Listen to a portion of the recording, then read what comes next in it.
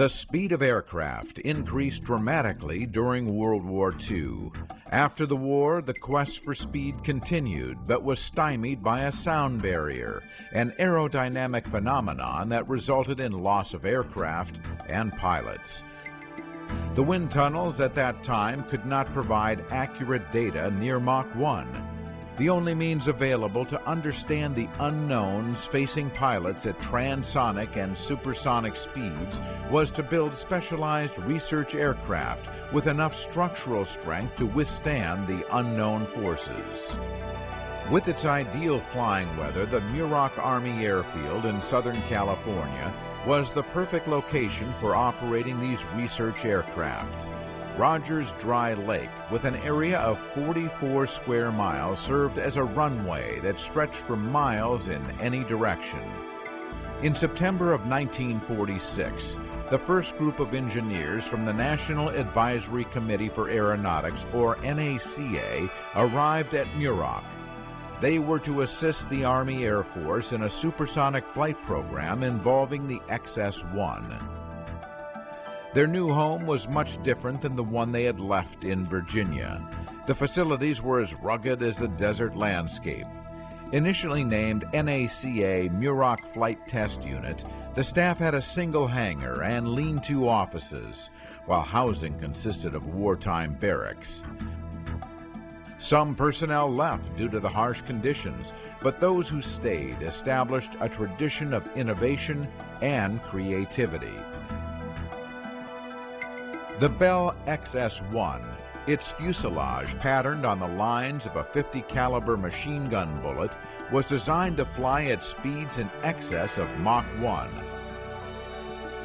The Air Force, with NACA support, conducted an accelerated test program with the first X-1 with the goal of quickly reaching Mach 1.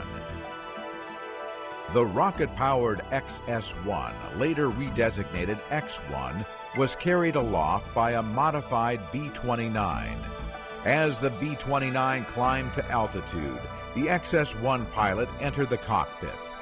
On the historic day of October 14, 1947, Captain Charles Chuck Yeager, seated in the XS-1 as it dropped away from the B-29, lit the rocket engines. As the plane accelerated, it pulled away from the P-80 chase plane, trailing a long white contrail.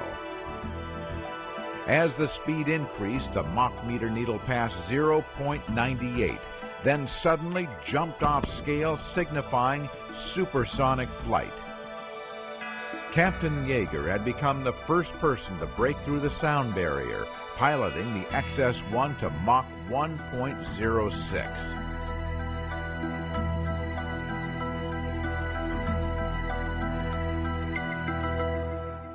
NACA flew the second X-1 in a more cautious step-by-step build-up program. Herbert Hoover, not the 31st president, became the first civilian NACA pilot to reach Mach 1 on March 4, 1948. Originally painted orange, the X-1s were repainted white for better tracking visibility against the blue sky. This remains the case even today for most research aircraft. The X-1 program laid the foundation for NACA's and later NASA's flight research.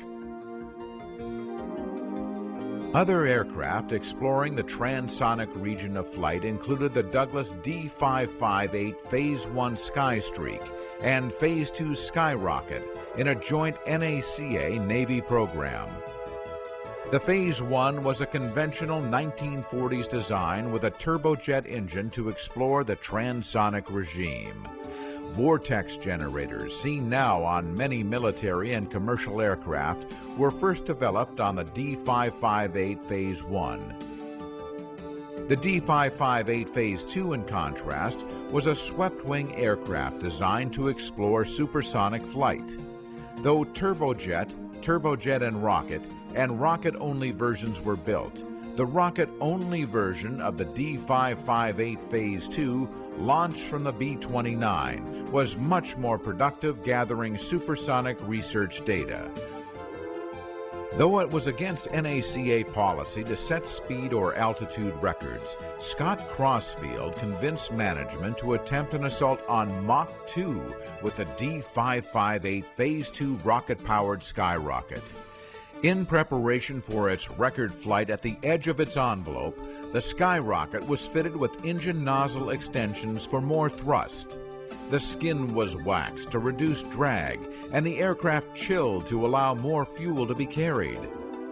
On the cold winter morning of November 20, 1953, after the skyrocket dropped from the B-29, Crossfield lit the rockets and climbed to 62,000 feet. Flying a perfect flight plan, he piloted the D558 Phase 2 to its maximum speed of Mach 2.005 and became the first man to exceed twice the speed of sound. Versions of the X-1 continued to perform high-speed flight research. The most notable one now sits on a post in front of the main building at Dryden. It is the X-1E.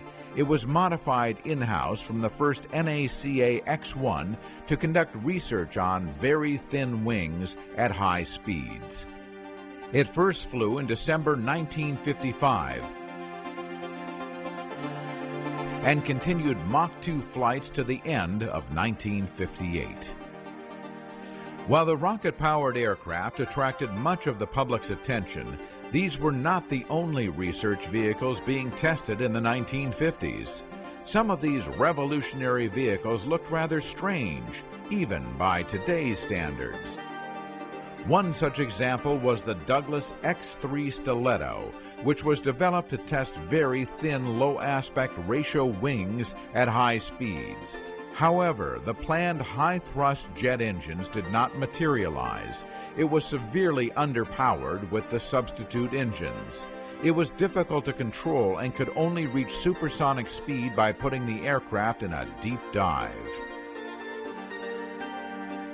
Although not entirely successful, the X-3 did make significant contributions.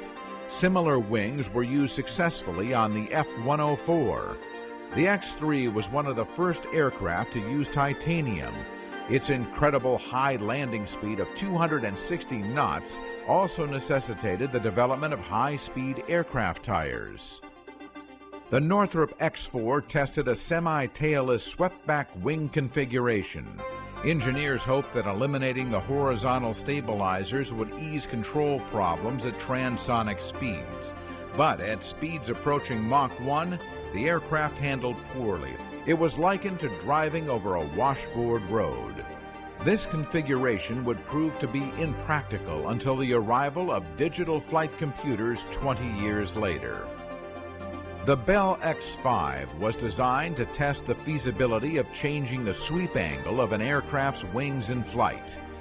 Such a capability would give an aircraft good low-speed control with the wings extended, while at high speeds, the wings could be swept back to reduce drag.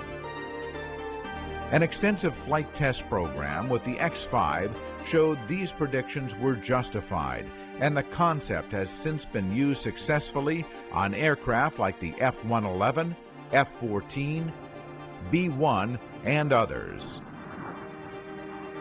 This first decade of flight research at Muroc was an exciting period with many milestones achieved and signaled the bright future to come.